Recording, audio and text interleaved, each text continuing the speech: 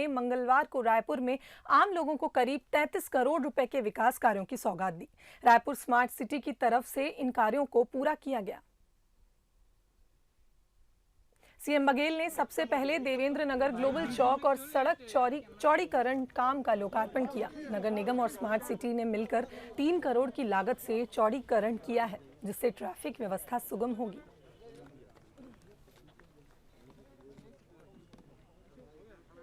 इसके बाद सीएम बघेल ने ऑक्सीजोन स्मार्ट रोड कार्य का लोकार्पण किया। रायपुर स्मार्ट सिटी लिमिटेड ने ऑक्सीजोन के पास करीब 2.5 करोड़ की लागत से 220 मीटर सड़क को स्मार्ट सड़क के रूप में बनाया है। स्मार्ट रोड पर सोलर पैनल लगाए गए हैं।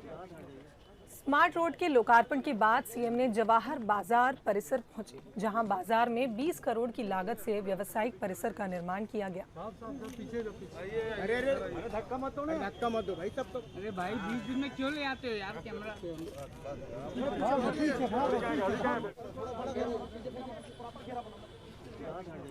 इसके साथ ही सीएम बघेल ने सिटी कोतवाली के नए थाने का लोकार्पण किया। 6 करोड़ की लागत से नया कोतवाली थाना बनाया गया। आपको बता दें 6 मंजिल का ये कोतवाली थाना बनाया गया है। खास बात यह है कि इस बिल्डिंग की 4थी मंजिल पर पुलिसकर्मियों के आराम के लिए रिक्रिएशन रूम बनाया गया है, जहां 50 बिस्तर लगाए गए हैं ताकि रात दिन ड्यूटी करने वाले पुलिसकर्मी आराम कर सके। नए थाने में शहर की मॉनिटरिंग के हिसाब से भी सुविधा बनाई गई है। सबसे आखिर में सीएम बघेल ने बूढ़ा तालाब में म्यूजिकल फाउंटेन का लोकार्पण किया। क्षेत्रफल के आधार पर यह देश का सबसे बड़ा फाउंटेन है। फाउंटेन के शुरू होने से बूढ़ा तालाब की सुंदरता और ज्यादा बढ़ गई है।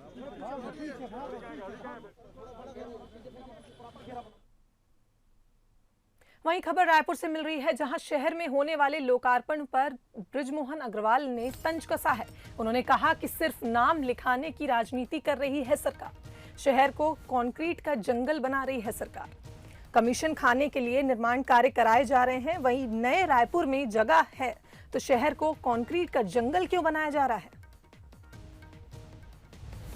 काम करने की बजाय खाली अपने नाम लिखवाने में लगी हुई है कि ये सरकार दिवालिया हो गई है, ये सरकार कंगाल हो गई है, ये सरकार जितना 15 सालों में हमने कर्जा नहीं लिया उसका दुगना कर्जा ये सरकार ले चुकी है।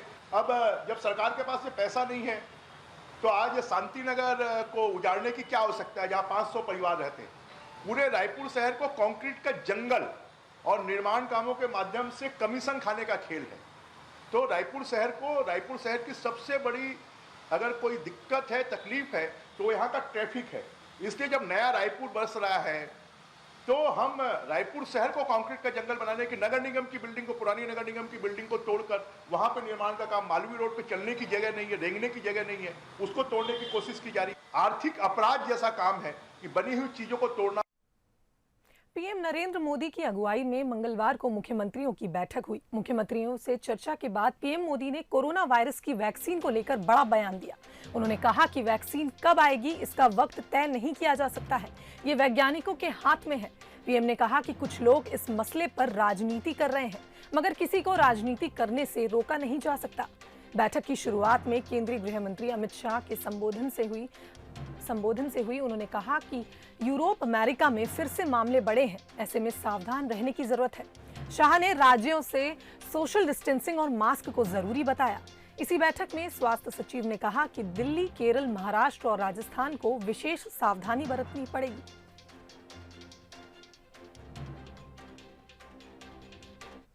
भारत सरकार हर डेवलपमेंट पर बारीकी से नजर रखे हुए हैं। हम सबके संपर्क में भी हैं और अभी ये तय नहीं है कि वैक्सीन की 1 डोज होगी, 2 डोज होगी या 3 डोज होगी। ये भी तय नहीं है कि इसकी कीमत कितनी होगी, उसकी कीमत कितनी होगी, ये कैसे होगी। यानी अभी भी इन सारी चीजों के सवालों के जवाब हमारे पास नहीं है। पीएम मोदी के साथ बैठक में छत्तीसगढ़ के स्वास्थ्य मंत्री टीएस सिंहदेव भी शामिल हुए। बैठक के बाद टीएस सिंहदेव ने कहा कि पीएम मोदी को छत्तीसगढ़ के हालात की जानकारी दे दी है। इसके साथ ही केंद्र सरकार से मुफ्त वैक्सीन की मांग की है। 8 राज्यों में जो कोविड की स्थिति है, जहां मात्रा या तो कुछ ज़्यादा दिख रही थी, मृत्यु दर के संदर्भ में चर्चा, टेस्टिंग आरटी-पीसीआर पद्धति से कितनी हो रही है, एंटीजन पद्धति से कितनी हो रही है प्रतिशत के आधार पे, इन बातों पे जो उनके मन में बातें थी या चिंताएं थी वो उन्होंने साझा की और माननीय मुख्यमंत्री जी ने उन सब का निराकरण किया। लॉकडाउन की छत्तीसगढ़ में संभावना नहीं है। यहाँ माननीय मुख्यमंत्री जी का ये स्पष्ट मानना है कि नाइट कर्फ्यू की भी कोई आवश्यकता नहीं है। लोग काम में लगे हैं, खेती किसानी में लगे हैं, और जो पॉजिटिविटी रेट है वो भी 7 के आसपास है। कल का तो बल्कि 6.14 था, काफ़ी कम पॉजिटिविटी रेट था।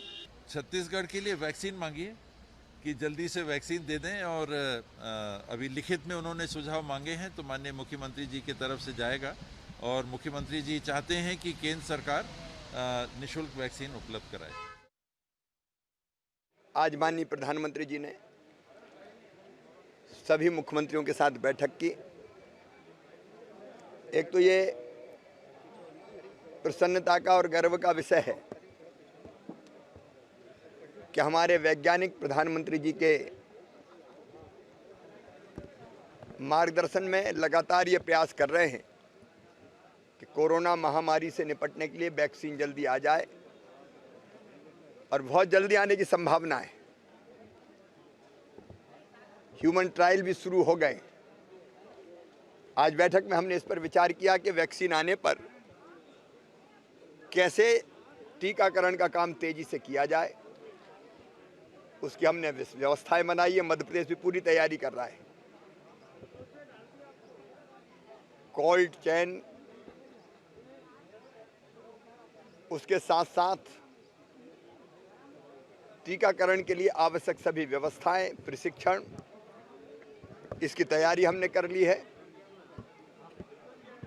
एक राज्य स्तरीय समिति बनाई गई है मुख्य सचिव की अध्यक्षता में। जिले में भी हम टास्क फोर्स बना रहे हैं और ब्लॉक की टास्क फोर्स भी बनाई जाएगी।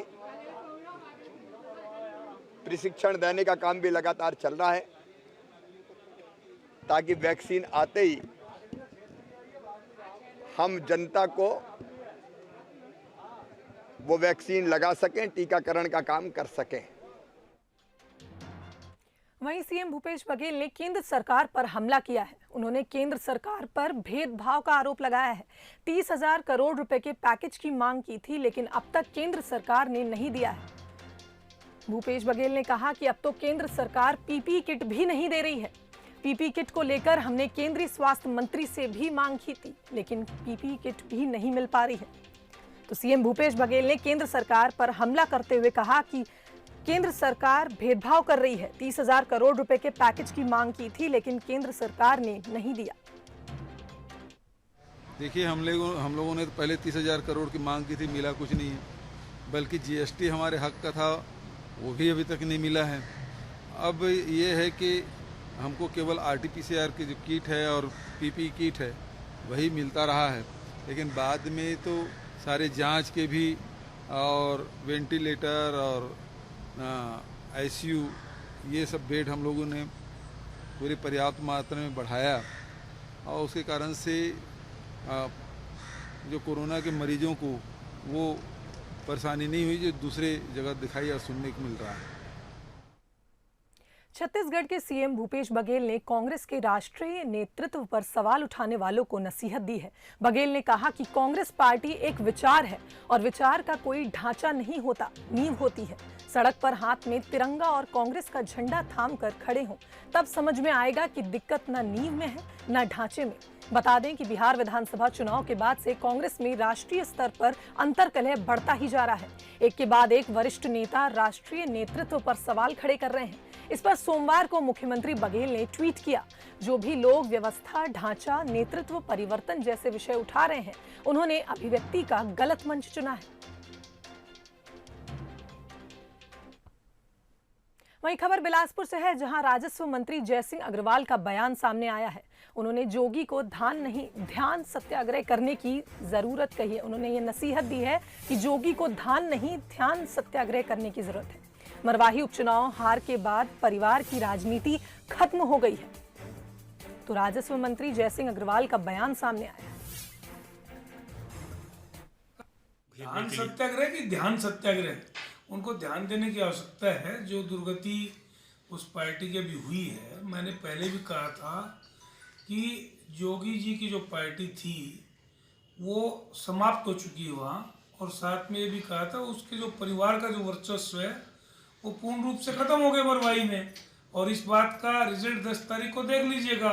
10 तारीख को पूरे प्रदेश की जनता ने उस चीज़ को देखा है कि जो चुनाव के नतीजे आए और उसके बाद उनको कुछ भी करने की अब जरूरत क्यों पड़ रही है, समझ से बाहर है। और उस पार्टी का भी सफाया हो चुका है और उस परिवार का भी राजनीतिक रूप से सफाया हो चुका है। वहीं खबर रायपुर से है, जहां मास्क नहीं पहनने वालों पर अब सख्त कार्रवाई की जाएगी। आपको बता दें, कोरोना को लेकर राज्य सरकार ने अधिसूचना जारी की है, जिसमें मास्क नहीं पहनने वालों पर 200 रुपए का जुर्माना लगेगा। कोरोना की दूसरी लहर के असर देखने को मिल रहे हैं। ऐसे में कोरोना के बढ़ते संक्रमण को देखते हुए राज्य सरकार ने यह अधिसूचना जारी की है, जिसमें मास्क नहीं पहनने वालों पर 200 रुपए का जुर्माना लगेगा।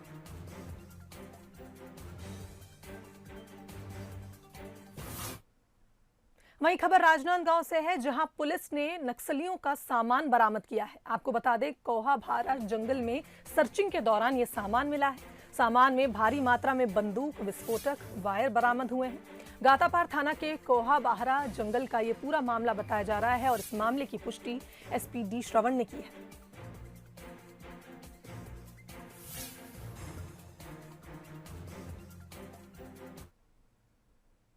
वहीं खबर सूरजपुर से है, जहां जूनियर इंजीनियर की मौत का मामला सामने आया है। परिवार को मुआवजा देने की मांग को लेकर परिजनों ने चक्का जाम किया है। शव को विश्रामपुर सड़क पर रखकर प्रदर्शन किया है। इस प्रदर्शन में परिजन के साथ बीजेपी नेता भी शामिल हुए।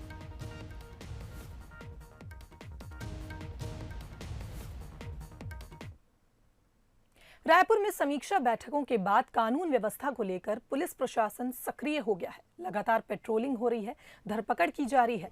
एसएसपी अजय यादव ने लोगों से अपील भी की है कि महिला अपराध से जुड़े मामले जल्द से जल्द पुलिस तक पहुंचाएं, ताकि तुरंत कार्रवाई की जा सके।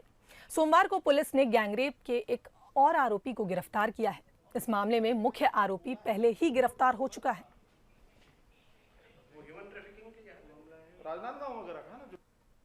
हाल ही में प्रदेश में और राजधानी में खास तौर पे कानून व्यवस्था को लेकर बैठकों का दौर चला है। पुलिस उसके बाद एक्शन मोड में आ गई है। कई लोगों की धरपकड़ भी हुई है।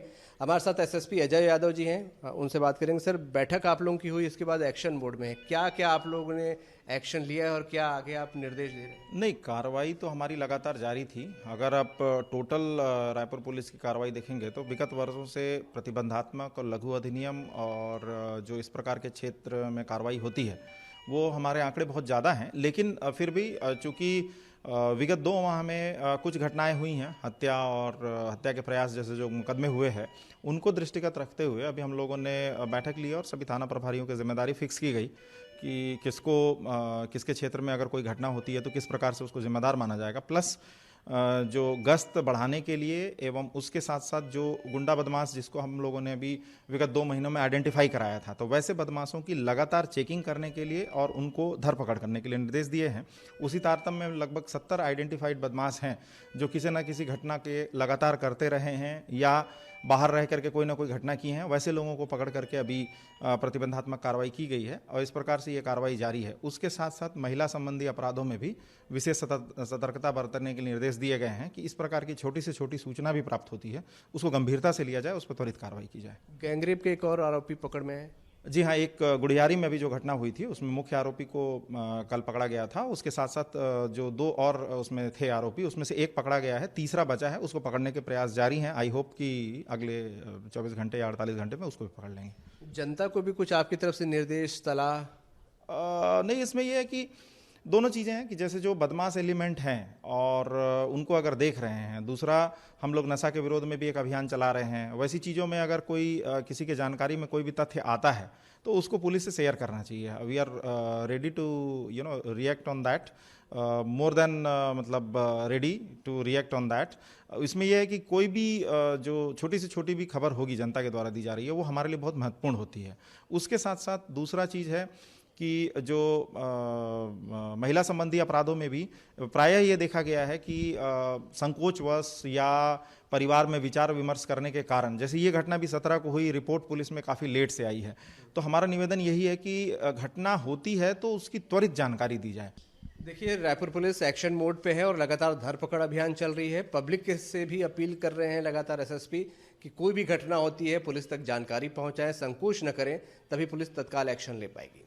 कैमरामैन अखिलेश के साथ अभिषेक शुक्ल, बंसल न्यूज, रायपुर। वहीं पखांजूर के कंदारी गांव में सरकारी सिस्टम की पोल खुल गई है। यहां एक गर्भवती महिला को घाट पर लाद कर कोटरी नदी पार कराया गया। पखांजूर के अंदरूनी इलाके में सड़क नहीं है। इतना ही नहीं, जहां तक सड़क है वहां तक भी 102 एम्बुलेंस को आने में 2 घंटे की देर हो गई। ग्रामीणों का कहना है कि इमरजेंसी में हमेशा अनहोनी की आशंका बनी रहती है। अगर गांव के पास ही अस्पताल बन जाए तो बहुत हद तक सहूलियत मिल जाएगी।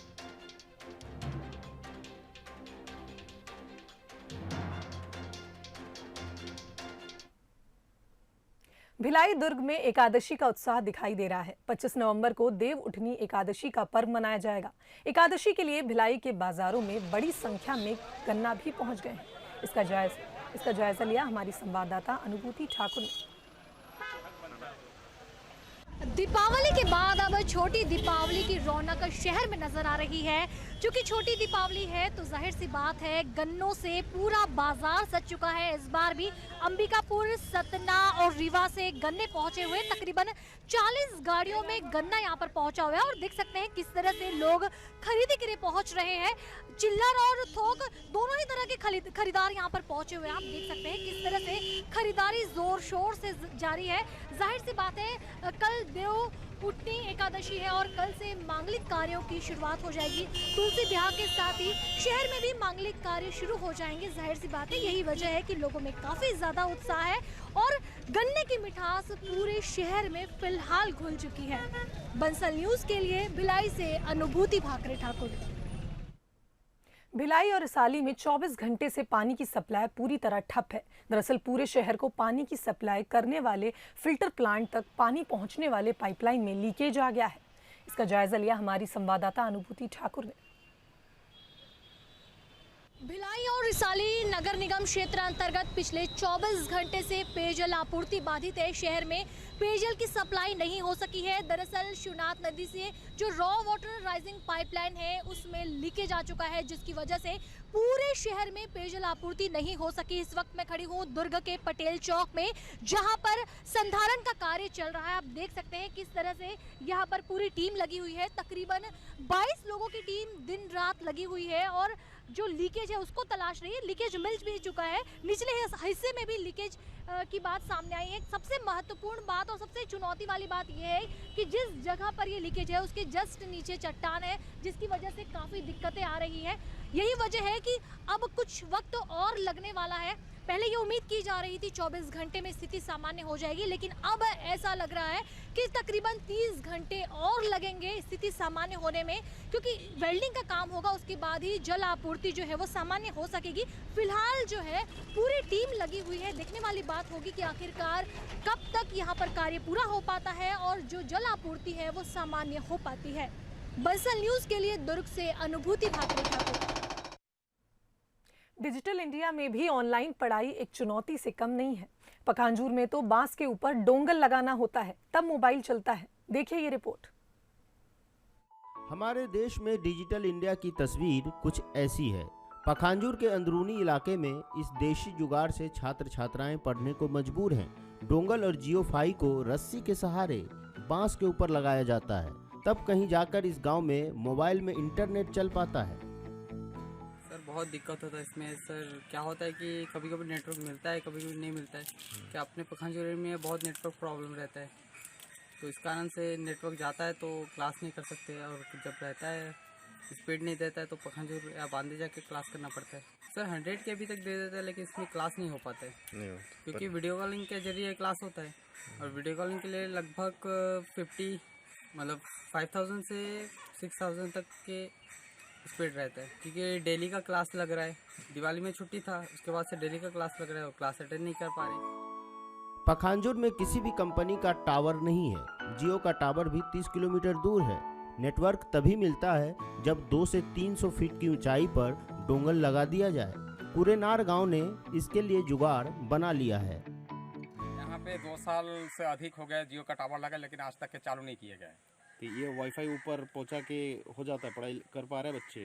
वाईफाई तो हम चलाते हैं, लेकिन इसमें क्या हमेशा नेट कनेक्शन नहीं मिलता है, जिससे कि हमारा वो रिचार्ज का पैसा भी बेकार जाता है और बच्चे का पढ़ाई भी ठीक से नहीं होता है। परेशानी होता है इससे? परेशानी, बहुत परेशानी, हर समय नेटवर्क नहीं आता। वैसे एक सच ये भी है कि जियो का टावर हर गांव में पिछले साल ही लगा दिया गया है, लेकिन ये अभी तक चालू नहीं है। अब मोबाइल यूजर के लिए ये किसी मुसीबत से कम नहीं। कोरोना काल में तो ऑनलाइन पढ़ाई में इससे भारी परेशानी हो रही है। रवीन मंडल, बंसल न्यूज, पखांजूर। कोरोना काल में बिलासपुर कृषि विश्वविद्यालय ने नई मुहिम की शुरुआत की है। इसके जरिए जिले के 20 आदिवासी बाहुल्य गांवों में हल्दी की खेती की जा रही है, ताकि आदिवासी किसान जैविक खेती से जुड़ सके और जैविक खेती को बढ़ावा मिले।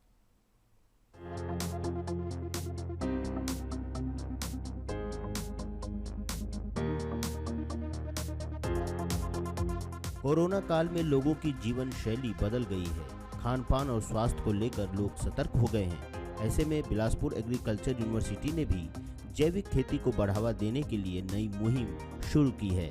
इसके जरिए जिले के 20 आदिवासी बाहुल्य गांवों में 22 हेक्टेयर में हल्दी की खेती की जा रही है, ताकि आदिवासी किसान जैविक खेती से जुड़ सकें और जैविक खेती को बढ़ावा मिल सके। यही नहीं, किसानों की इस जैविक खेती को एग्रीकल्चर यूनिवर्सिटी मार्केट भी मुहैया कराने जा रही है। चूँकि अचानक मार का एरिया है जंगलों का, जहाँ पे नेचुरली हल्दी होती है जैविक तरीके से, उसी को किसानों के खेत में हम कैसे कर सकते हैं, इसका एक मॉडल है। और इसमें हमने बीज इनको दिया है, जैविक दवाई दी है, जैविक खाद दी है, सभी प्रकार की हमने मदद की है। और अब हम क्या कर रहे हैं कि इनके लिए मार्केटिंग की व्यवस्था कर रहे हैं। तो जो भारत सरकार कालीकट के जो वैज्ञानिक हैं, उन्होंने बताया कि कुछ व्यापारी हैं जो सीधा आके और इनसे खरीदने की बात कर रहे हैं। उधर कोटा के कई गांवों में किसानों को हल्दी की खेती खूब पसंद आ रही है। बंजर पड़े खेतों में हल्दी की खेती देख आदिवासी किसान भी खुश हैं और अपनी आर्थिक स्थिति को मजबूत करने की बात कह रहे हैं। ये हल्दी खेती करत हन साहब, और ये कृषि महाविद्यालय के डीन साहब के मार्गदर्शन में ये काम मिले है, तो एमा कुछ बहुत फायदा होए कि तुम खेती करिया तो कही के जैविक खेती हुआ थे और हल्दी के, और एक लिए दवा खातू सब मतलब मिले है। धान से ज़्यादा फायदा हुई है। धान तो पानी नहीं गिरी तो नहीं हुआ है, एमा तो ये होना है। पहली खेत मन सब खाली खाली रहा, बंजर रहा, अभी बढ़िया आगे चलत है, बढ़िया आगे होत है। मतलब खातू माटी सब मिलत है, दवाई दारू सब मिलत है। हमारे वर्मा साहब डीन सर के माध्यम से बढ़िया खेती होत है। बहरहाल एग्रीकल्चर यूनिवर्सिटी ने भूपेश सरकार से इस इलाके में प्रोसेसिंग यूनिट लगाने का आवेदन भी दिया है, जिससे यहाँ के आदिवासी किसान अपनी हल्दी तैयार कर मार्केट में बेच सकेंगे। हल्दी की जैविक खेती से पिछड़े इलाकों के आदिवासी किसानों को आत्मनिर्भर बनाने कृषि विद्यालय ने एक योजना बनाई है। इस योजना के तहत 20 गांव के लगभग 300 किसानों को इसका सीधा लाभ दिया जाएगा। विद्यालय फ्री में बीज और जैविक खाद इन्हें उपलब्ध करा रही है।